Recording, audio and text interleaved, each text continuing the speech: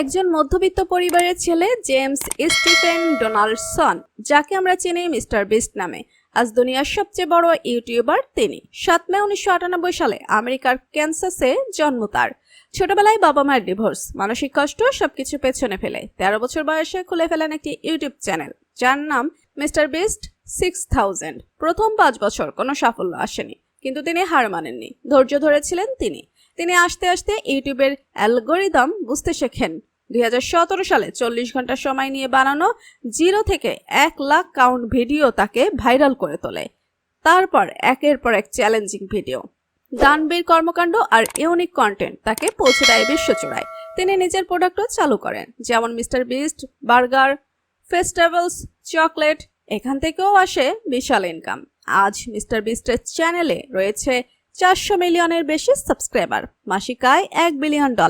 তার টিমে কাজ করে 250 জনেরও বেশি মানুষ। মিস্টার বিস্ট সবসময় বলেন, ভিডিও ভাইরালের মূল 3টি উপাদান, যেমন আকর্ষণীয় থাম্বনেইল, দীর্ঘ ওয়াচ টাইম, নতুন ও চমকপ্রদ কন্টেন্ট। আর এই 3টি উপাদান অনুযায়ী কাজ করলে তার ভাইরালের সম্ভাবনা অনেক বেশি থাকে। মিস্টার বিস্ট শুধু ভিডিও বানান না, বদলে দেন হাজারো মানুষের জীবন। যেমন অন্ধদের চোখে আলো ফিরিয়ে দেওয়া, দরিদ্রদের জন্য কূপ খনন, আর হাজার হাজার ডলার দান করা।